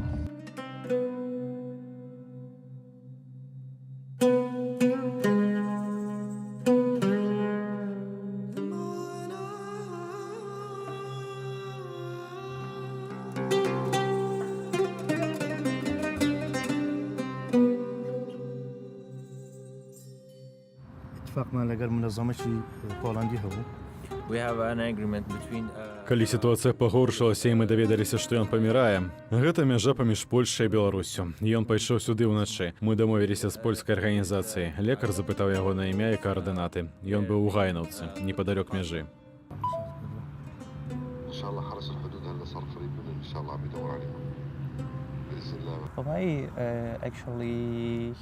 Чаму ваш сын надумаў пакінуць Ірак і ехаць у Еўропу? Яшчэ ў 9гадовым узросце ў яго ўзніклі праблемы са здароўем. У яго была цукроўка, а ў 20 гадоў пачалася хвароба хрыбетнага нерву. Мы стараліся дапамагчы яму тут, але гэта аказалася немагчымым. Двойчы мы спрабавалі атрымаць візу ў Нямецчыну, але так і не атрымалі. Я вазіў яго некалькі разоў у Іран на лячэнне. Ён быў цудоўным хлопцам, добрым. Я не хацеў, каб ён страціў жыццё праз гэта. Вось чаму я пастанавіў, каб ён ехаў шляхам праз Беларусь і Польшчу. Вы заплацілі за гэтае падарожжа? Як шмат? Пытанне не ў грашах. Я заплаціў больш за 45 000 долараў, бо я думаў пра паездку ўсёй сям'і. Іх было 6, акрамя мяне і маці. А іншыя дзеці, дзе яны цяпер? Яны ўсе вярнуліся, толькі адна дачка дабралася да Нямецчыны, але яна мае дзіця, якому 5 гадоў. Яго вярнулі ў Эрбіль, яно з намі цяпер тут, бо не дазволілі, каб дзіця паехала разам з маці. Ці шмат у вас сваякоў у Нямецчыне? Так, мы маем шмат сваякоў у Нямецчыне, у Берліне.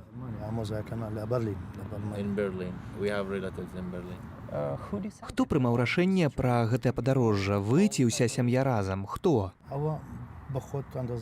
Ведаеце, на Блізкім Усходзе мужчына прымае рашэнне ў такіх сітуацыях. Бацька кажа апошняе слова.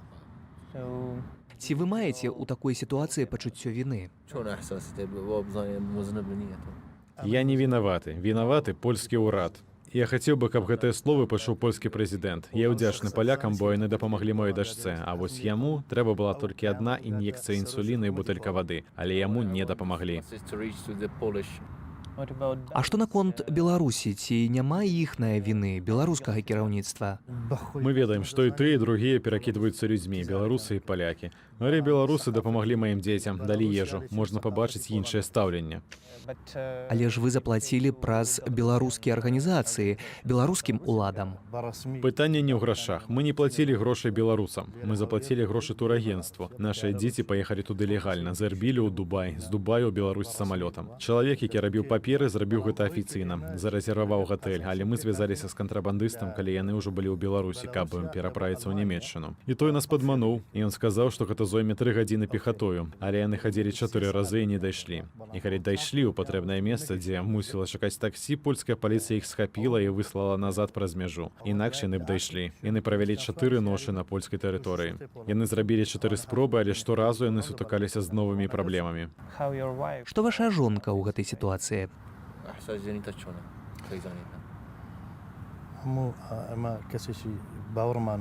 Мы людзі, якія вераць у Божую волю. Я ведаю, што палякі, як і мы, таксама хрысціяне, таксама вераць моцна ў Бога, як і мы. І я веру ў Божыя рашэнні. Але я хацеў бы, каб яны дапамаглі больш, і тады б гэтага не адбылося. Але я дзякую Богу за ўсё і веру ў Бога.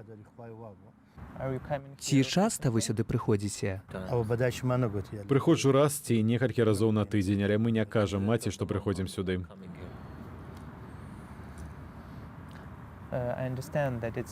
Я разумею ваши эмоцыі, калі вы прыходзіце сюды. Што хочаце сказаць сыну?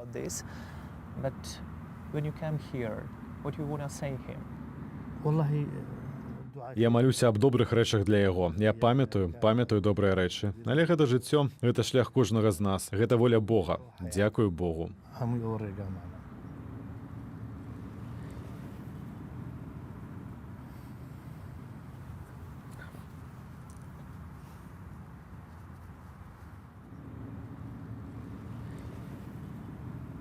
Ці маеце вы ягоныя фотаздымкі?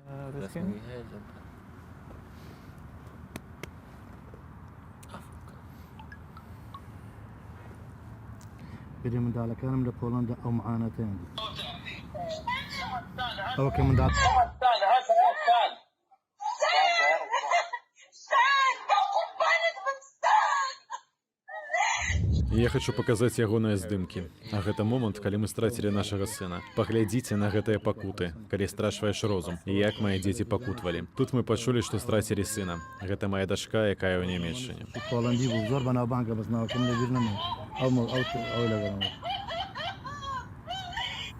Гэта голас майго сынка ў лесе. Ягоны голас. У Беларусі распалілі вогнішча для яго.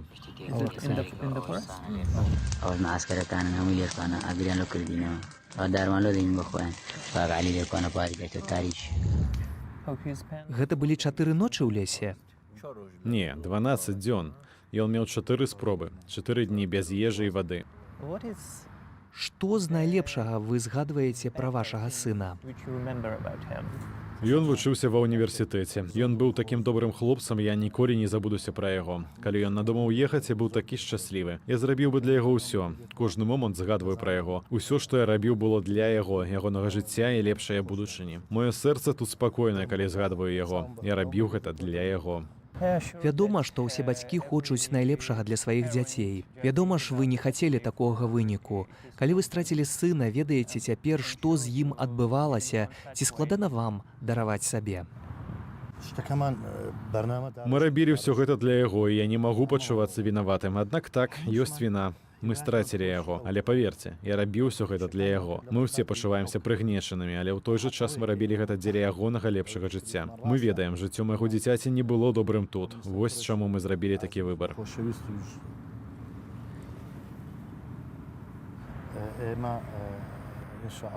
Мы мелі план, але, на жаль, атрымалі дрэнны урок. Аднак усё адно мы мусім жыць далей. Гэта жыццё. Дзякуй Богу, што рэшта маіх дзяцей застаюцца са мной. Так, мы страцілі дзіця, але мы жывем. Няхай наша гісторыя будзе навукай для нас і ўсіх іракцаў. Не ідзіце гэтым шляхам. Мы страчваем нашых дзяцей. Гэта памылка. Мы ніколі не думалі, што некалі сутыкнемся з такой бядой, але гэта жыццё і воля Божая. Гэта тое, ва што я веру.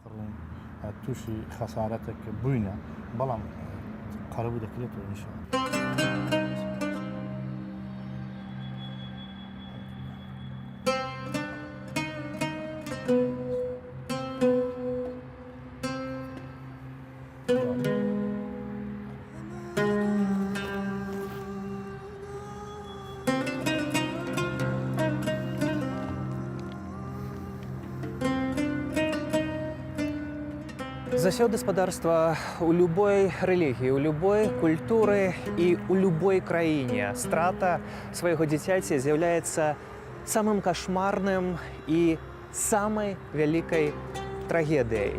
І на гэтых могілках мы таксама спаткалі гэтую трагедыю, якая абсалютна недаравальная для ўсіх тых, хто спрычыніўся да смерці гэтага маладога чалавека і іншых, якія шукалі і шукаюць лепшага жыцця.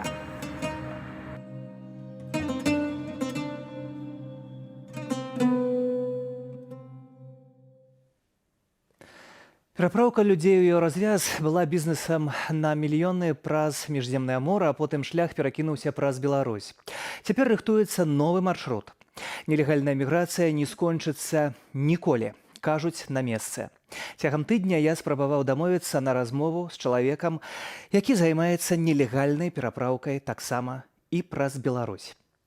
Кантакт нарэшце быў знойдзены, пачаліся перамовы праз пасярэднікаў. Былі замяшаныя розныя асобы. У выніку мне быў прызначаны вечар і час спаткання. Мы разумелі ўсе рызыкі, але не паехаць не маглі. Умовай было ні ў якім выпадку не паказваць твар і змяніць голас. У выпадку зрыву дамовы нам прыгразілі забойствам пасярэдніка. Адбылася сустрэча і інтэрв'ю.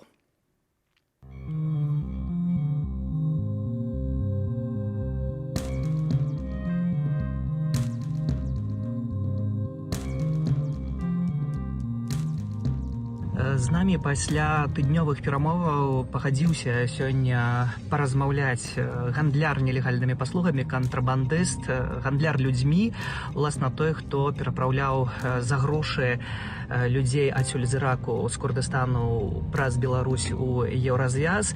Цяпер мы на гэтую сустрэчу накіроўваемся уласна, ну і пабачым, што ён нам будзе распавядаць. Ён даў нам толькі паўгадзіны часу і маем прыехаць адмыслова ў ягонае месца. Трымаў нас у няпэўнасці ўвесь гэты час, ну але едзем.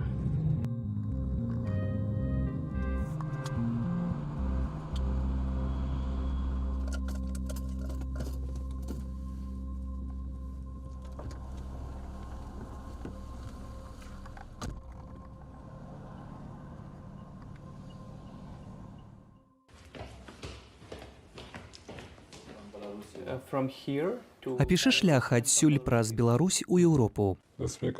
Спачатку кліенты прыходзяць з копіяй пашпарту, з адным фотаздымкам. Я раблю турыстычнае запрашэнне для іх з Беларусі. Праз 10-15 дзён паперы праходзяць. Тады працоўны працэс, каб зарэзерваваць пералёт, страхоўку, тэст на каронавірус, каардынуем злучэннем паміж беларускімі авіялініямі і Fly Dubai. Пасля ўсяго гэтага яны едуць у Дубай, а з Дубаю ў Беларусь. Іх сустракаў юрыст, каб спраўдзіць, ці ўсё правільна, і забіраў іх у гатэль. Гатэль быў зарэзерваваны на 8 дзён. Гэта займала каля 3-5 дзён. Затым яны планавалі дарогу, плацілі за яе. Мы каардынавалі дзеянні з сілавікамі з Беларусі. Людзей забіралі ў аўта на мяжу з Польшай ці Літвою, а тады ў Нямецчыну. Гэта крок па кроку ў Нямецчыну. Гэта займала 20-25 дзён, каб дабрацца да Нямецчыны. Ці вы супрацоўнічалі з нейкімі беларускімі арганізацыямі, людзьмі з Беларусі, з беларускімі ўладамі, магчыма? Сілавікамі? Так, мы супрацоўнічалі. Мы куплялі маршрут, сілавікоў на пунктах кантролю. І таксама мелі чалавека, які размаўляў на вашай мове, ён быў перакладнікам для мігрантаў, і ён дапамагаў арганізоўваць маршрут. I wanna to know more details about this. А можна больш дэталяў пра гэтых беларусаў? Яны былі на памежных пунктах кантролю ці дзе? Мы куплялі людзей пры кантролі. Вы ведаеце, што на шляху ёсць кантроль. Напрыклад, казалі выходзіць з аўта. Тады чалавек, які ведаў мову, выходзіў і плаціў, каб іх прапускалі. Мы кажам даць яму бакшыш, і яны тады дазвалялі сесці зноў у аўта і ехаць. Ці вы дасылалі нейкія пашпартныя дадзеныя ў Беларусь? Да каго? Пашпарты ішлі праз амбасаду. Унутры аэрапорту таксама ёсць консульства. Калі чалавек спраўджваў і прымаў іх, мы прасілі турыстычную візу. Час побыту паводле запрашэння быў 15 дзён. Яго яшчэ можна было працягнуць. І яны разумелі, што гэтыя людзі едуць у Нямецчыну і прымалі дакументы кожнага. How much money did you take from? Як шмат грошай ты браў з аднаго чалавека? За чалавека з Эрбілю поўны пакет для аднаго чалавека ў Нямецчыну каштуе $12 000. 12,000 by one. 12 000 за аднаго чалавека? Гэтыя грошы дзяліліся паміж табой ды іншымі. Якая доля была твая, а якая для астатніх? Толькі мае грошы каля $3000. Што з рэштаю? Яна была для чалавека з Беларусі, юрыста і вялікай рыбы. Самая вялікая частка працы клалася на мае плечы. Я займаўся ўсім працэсам, каб усё рухалася, працы было шмат. Юрыст браў 2-2,5 тысячы. Яшчэ мы плацілі грошы за дарогу для чалавека там на месцы. Як шмат вы плацілі людзям у Беларусі? Яны бралі за падарожжа, не за кожную асобу ў аўце. 1500 за кожнае падарожжа. Яны не бралі за кліента толькі за групу ў аўце. Яны забіралі грошы 1500 і ўсё. Як вы пералічвалі грошы для людзей у Беларусі, бо яны ж на месцы, я так разумею. Як магчыма перадаць такія грошы? Большасць нашых кліентаў маюць кагось у Нямецчыне, а таксама існуюць страхавыя офісы тут, дзе можна пакінуць грошы для выплатаў на просьбу. Мы маем чалавека ў Беларусі. Ён курд. Гэта важная асоба паміж намі. Калі нехта завяршаў падарожжа, дасягаў Нямецчыны, наш важны чалавек з Беларусі плаціў беларускім праваднікам $1500. Ён не ўдзельнічаў у нашай працы, а толькі плаціў па факце. Калі аўта дасягала Нямецчыны, праца завяршалася. Праз інтэрнэт? Не, наш вялікі чалавек у Беларусі. Ён мае там жытло, але сам курд. Так ён жыве ў Беларусі, мае дом, машыну, ўсё нармальнае жыццё. Колькі ты плаціў гэтаму чалавеку? Колькі? Кожнае падарожжа каштавала 12 000. Застаецца 9 000 без маіх грошай. Не забывайцеся пра сілавікоў, якім трэба плаціць. Ён браў 3,5-4 000. Ты ведаеш імя гэтага чалавека? Так, але мяне заб'юць, калі я скажу. Не можаш сказаць? Мяне заб'юць. Мы чулі шмат гісторыяў, што праваднікі падманвалі. Людзі не дасягалі мэты, але страчвалі свае грошы. Што ты рабіў у такім выпадку? Гэта праўда. Нехта дрэнны быў. Калісьці яны пераправілі 1900 у аэрапорт. Гэта памылка не правадніка, але агенцтваў. Нехта ў Дубаі, нехта ў Турцыі, нехта ў Іорданіі, нехта ў Ліване. Яны дапамагалі выдаваць фальшывыя візы. І тут у аэрапорце не было як спраўдзіць, сапраўдныя яны ці не. Не ведалі гэтага і ў аэрапорце Дубаю. Калі хто далятаў да Менску, у аэрапорце выяўлялася, што віза фальшывая. Тады пыталіся, як ты прыехаў. У гэты момант пачынаўся гандаль праваднікоў, якія прапаноўвалі свае паслугі ў Менску. Прапаноўвалі забраць з лётнішча, але ты мусіш заплаціць. Так, ёсць добрыя і дрэнныя праваднікі. Не ўсе пальцы рукі аднолькавыя. Як шмат людзей ты пераправіў у Беларусь? Шмат, вялікая лічба. Я не ўпэўнены колькі. Але гэта сотні, 1000? Не, я не дасягнуў 1000. Беларускі маршрут, новы маршрут, яму толькі 8 месяцаў. Усё пачалося ў красавіку не так даўно. Ты вялікі ўдзельнік ці толькі маленечкі ў гэтай вялікай сістэме? Я з гэтага жыву. Гэта 70% маіх доходаў з гэтакіх пераправаў. Паверне, цяжкая праца тут, а не ў Беларусі. Яшчэ крыху пра важнага чалавека ў Беларусі. На тваю думку, ён працуе з дазволу беларускіх уладаў ці працуе разам з імі, з беларускімі сілавікамі? Дазволь табе сказаць нешта, браце. Сёння, калі ты купіў сілавікоў, ты купіў усю краіну. Гэта дамова паміж сілавікамі, спецслужбамі і ўладамі? Так, вядома, 100%. Яны гэта арганізавалі? На мою думку, гэтыя людзі цяпер на мяжы паміж Польшай і Беларусю. І калі яны хацелі б развязаць гэты крызіс, то ён бы развязаўся за хвіліну. Праз хвіліну вярнулі б усіх назад. Гэта палітычная гульня. Тыя ціснуць на гэтых. І ўсе б'юць звычайных людзей па галаве. Кожны пільнуе ўласныя інтарэсы. Праблема паміж двума ўрадамі. Калі б яны хацелі, маглі б выправіць сітуацыю цяпер. Як усё пачалося? Хто табе сказаў, што праз Беларусь магчымы шлях? Наш чалавек, ён цяпер у Беларусі быў у Турцыі. Калі шлях праз Турцыю закрыўся, а ўлады змясцілі яго на імя ў чырвоны спіс, ён прыехаў у Эрбіль. Сказаў мне, што адкрые бізнес у Беларусі. Маўляў, калі тут і дабяруся, наладжу справу, то дасылай мне кліентаў. Ці гэты маршрут спыніўся? Цяпер, так, шлях праз Беларусь закрыўся. Які будзе наступны? Мы чакаем сакавіка. Шлях ніколі не спыніцца, але з сакавіка пачнецца шлях паміж Расіяй і Украінай. Ён адкрываецца? Так, некаторыя офісы тут выдаюць візы ў Расію. Паляцяць у аэрапорт у Маскву, а затым паедуць ва Ўкраіну. Людзі нармальна едуць.